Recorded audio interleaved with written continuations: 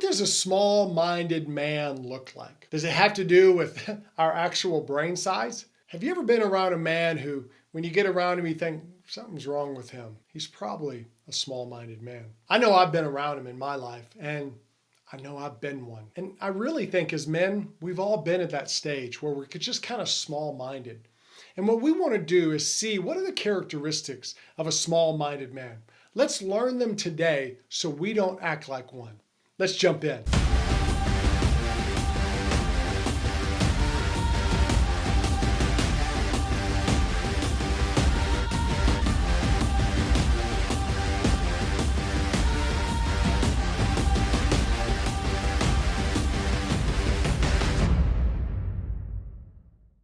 Hey guys, I'm David Maxwell, men's coach.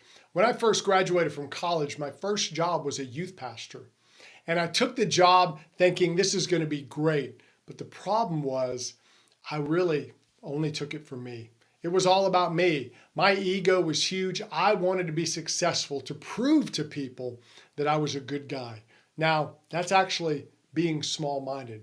So let's learn why men are small-minded. Let's learn what we can do to not be small-minded. And we do that by learning the three things that are small-minded.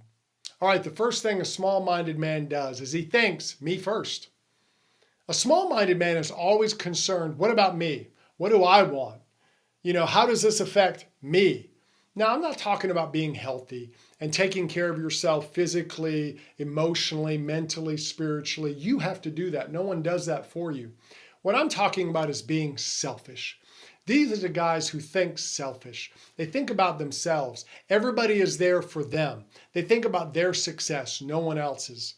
Now, what we have to do is understand that these guys know nothing about serving. And the way you combat that small-minded mindset is you become a person who's willing to serve others. When you do that, you guarantee you won't be small-minded. Hey guys, I'd love for you to join the Confident Man community. And you do that by clicking the subscribe button so you don't miss a video. And also like it while you're at it. We're going to keep putting these videos out to help you be a better man. All right, the second thing a small-minded man does is he assumes the worst. Small-minded men are the ones who they get that attitude where everyone's out to get them. And they think, hey, that guy looked at me funny. Hey, what did that mean when he said that? And they're very suspicious. I knew someone one time, this girl who, she had a crush on a guy. And we're like, why do you think he likes you? And she says, well, we looked across the room at each other the other day and we had a moment. Oh, the guy had no clue.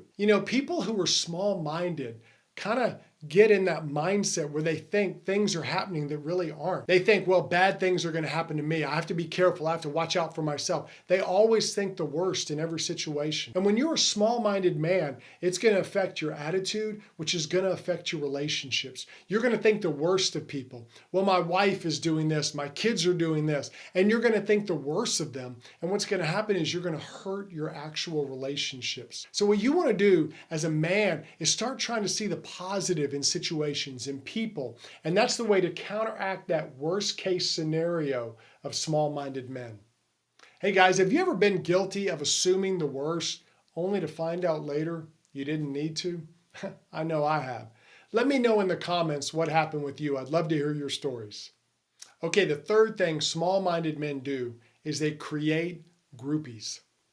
Small-minded men love to be surrounded by people who build them up. They don't get real friends. You see, a real friend is someone who does life with you, and they're willing at times to speak truth to you when you need it. They need to tell you, hey, you're being stupid right now. Well, small-minded men don't like that. They want to be surrounded by people who build them up. We all saw it in school. You had the guy who was the bully, and then he was surrounded by all these like little bullies who just, oh, you're great, you're great, you're great. And what happens is you surround yourself with a group of people who are below you. And a lot of men treat their families this way. They treat their families like they're below them. And the reality is these men are often the loneliest of men. Why? Because they don't really have any real brothers. They've just got a bunch of groupies. And groupies don't build relationships. Oh, they can worship you and think you're the best. But what you want to do as a man is build true friendships, build real relationships, and you do that by being authentic. If you're authentic and genuine as a man, I can guarantee you, you won't be a small-minded man. Hey guys, my passion is helping you be the best man you can be.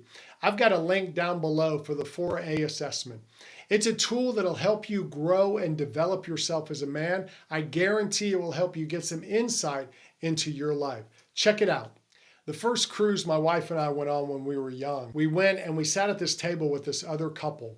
And they were from the Midwest, we were from the South. We were having a good time hanging out. You know, I noticed that every night he ordered the same meal. Every night he ordered steak. He wouldn't try anything else. The menu had all kinds of things. And you're on a cruise ship. You can try it. If you don't like it, you send it back and get something else. They don't care. But what happened was he would only eat the same thing. He never changed his meal. He never changed his mind. Why? Really? Because he was a small-minded man. He couldn't see past anything else. He couldn't see what else was out there. And you know what? He didn't experience other things. You see, when you're small-minded as a man, it's going to hurt you. You may think you're protecting yourself, but you're actually hurting yourself. So I want to challenge you, don't live as a small man. Live as a man who's growing and changing and becoming better.